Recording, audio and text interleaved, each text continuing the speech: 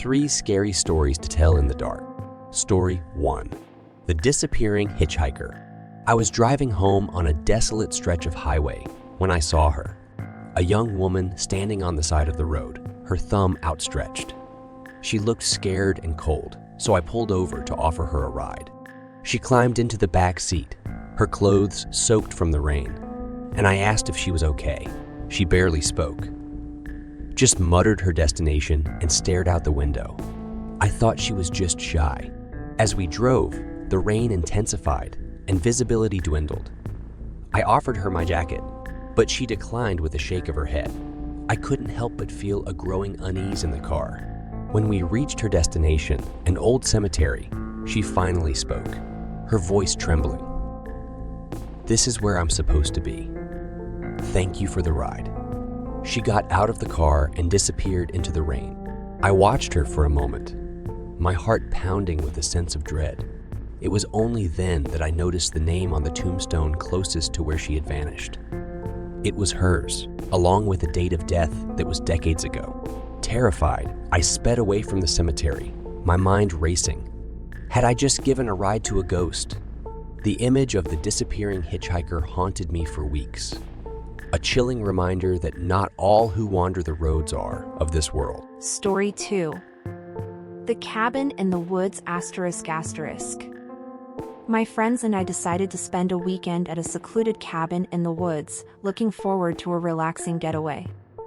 The cabin was nestled deep in the forest, surrounded by towering trees and an eerie silence that settled over the area. The first night was uneventful, but as darkness fell on the second evening, things took a sinister turn. We heard strange noises outside, footsteps in the leaves, branches snapping, and an eerie whispering in the wind.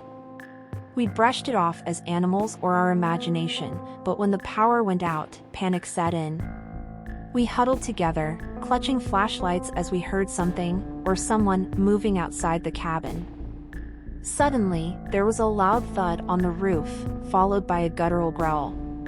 Terror gripped us as we realized something was on the roof, something not of this world. We barricaded ourselves in a room, hoping it would keep whatever was outside at bay. But the walls seemed to close in on us, and the whispers grew louder and more menacing. Hours passed, and the cabin seemed to come alive with a malevolent energy. We heard the sound of scratching on the walls, as if something was trying to get in. With the first light of morning, we made a run for it, leaving the cabin behind. We never found out what had terrorized us that night, but the memory of the cabin in the woods would forever haunt our dreams, a chilling reminder that the forest can hold dark and ancient secrets. Story 3. The Haunting of Willowbrook Farm. I inherited Willowbrook Farm from my late uncle, a sprawling property that had been in our family for generations.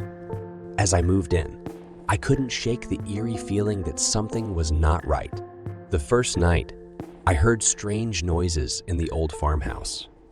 Whispers in the walls, the creaking of floorboards, and an unsettling sense of being watched. I dismissed it as the quirks of an old house, but as the days passed, the hauntings grew more intense. Objects moved on their own, and the air grew unnaturally cold. I saw shadowy figures in the corners of my vision, and a sense of dread settled over the farm. One night, I woke to find a spectral figure standing at the foot of my bed, a woman in a tattered white dress. Her eyes were empty voids, and she reached out to me with bony, translucent fingers.